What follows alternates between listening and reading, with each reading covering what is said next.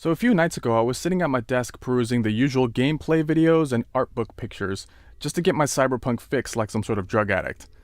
I then started seeing lots of people talking about the map size. And at this point, it seems like everyone has already defaulted to, the map is going to be small, what matters is the density. Well, I actually disagree. Not with the statement, but with the assumption that the map is actually considered small to begin with. Granted, it's not the size of GTA 5, nor will it match The Witcher 3. But Night City is not a small map. That's what brings me to this image. It occurred to me that maybe we can try to determine information on the map by cross-referencing this image with the B-roll footage provided during the Night City wire. Now before we get into the issue of the map size, I was curious if I can actually geolocate the two bars that we've seen so far, those being the Afterlife and Lizzies. So let's start there. Now of course, a few caveats before we begin. Number 1. We are assuming that the map that was created on this image is in fact correct and unaltered in the final game. This can still change, of course, due to the fact that the game's not released yet. Number 2. We are assuming that the distance and scale of each line on the map is the same across all districts, meaning that the lines in Watson are of the same distance traveled as the ones in Pacifica. The reason why this matters is that certain streets might take longer to traverse even though they don't differ in length from the bird's eye view of the map. Number 3. Differences in elevation and potential roadblocks cannot be accounted for, and thus must be assumed to be non-applicable. Number 4. All of the measurements here will be approximate. This video is just for theory crafting after all. Now, let's begin with locating the Afterlife first, as this one was the easier of the two.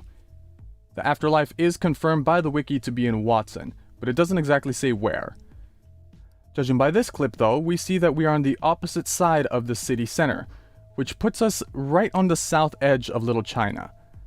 We can even see that there's two bridges after turning the corner, which puts the Afterlife just east of the bridge on the right side. It's important to note that these clips show that there are still plenty of driveways and roads that are not explicitly shown on the map. Next up is Lizzie's bar, which took me a little bit longer to find, and it gave us more information on the map. The location of Lizzie's is also not clearly stated, but the wiki confirms that it should be in Kabuki, so let's start there. In this clip, V is driving off from an Asian-style area and is headed to Lizzie's bar. So looking at Kabuki, we need to find the areas that resemble the map provided before. It isn't really until we get to this location that we know where exactly we are on the map. This oval shape with two intersecting roads is a strange layout and isn't really replicated anywhere else on the map. So judging from here, we can see that the clip actually starts around this location. So following the line here, we take a left at the first turn after the oval, right about where the K is on the map. We then turn another left, heading south. By this point, we're right at the border of Little China. A subtle thing to note is that Little China's architecture does seem to be composed of larger, more industrial-looking buildings, as opposed to the more cluttered neighborhood style of Kabuki. Continuing straight from here, we head right for Lizzie's bar, as we can see her neon sign right on the left. It is safe to say that this should be the general area where Lizzie's bar is going to be located, and I don't really see that changing much in the final game. Going back to the middle of the clip, we get some more information. When we have a straight shot to Lizzie's bar, it takes us just under 10 seconds to get from this corner to Lizzie's. We can use this distance to get an idea of how long it would take someone to traverse the entirety of Night City by road, assuming we're traveling at a similar speed and with similarly no roadblocks. I then use this line to create a path through the southmost part of Pacifica to the northmost part of the NID. This is a rough estimate, as I tried to pick a path that guaranteed that I wouldn't need to break the line I was using for measurement. This route goes through the entirety of Pacifica, the Glen, downtown, Little China, Kabuki, and the NID. It took about 37 whole pieces to get across, equating to roughly 370 seconds, or 6 minutes and 10 seconds. I might have even overshot it with the line sizes, so it actually could take longer. This is not even considering the other districts that were not traversed. Keep in mind this route completely bypasses several sub-districts being the Corpo Plaza, Arasaka Waterfront, the Orbital Space Station, and the entirety of 3 districts, those being Santo Domingo, Westbrook, and the Badlands. I also tried to create another path that you would need to take to drive around all of Night City and ended up with 91 pieces, equating to about 15 minutes and 10 seconds. That's still quite a lot of time, and that's not even including the orbital space station and the Badlands, since it's difficult to tell where it begins or ends. For comparison, it took YouTuber the XXI a total of 20 minutes to drive around the entirety of GTA 5's map.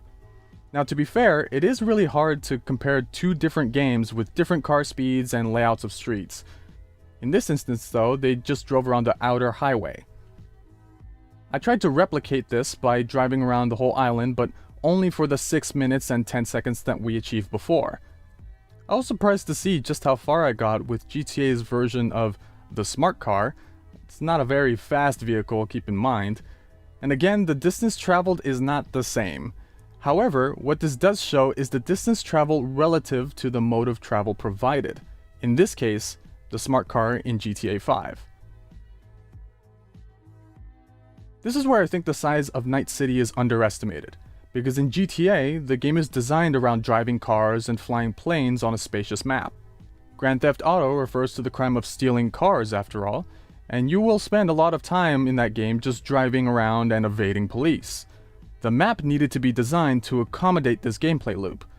On the other hand, I believe Night City is designed to be walked through, not driven through. Now of course, that is just my perspective.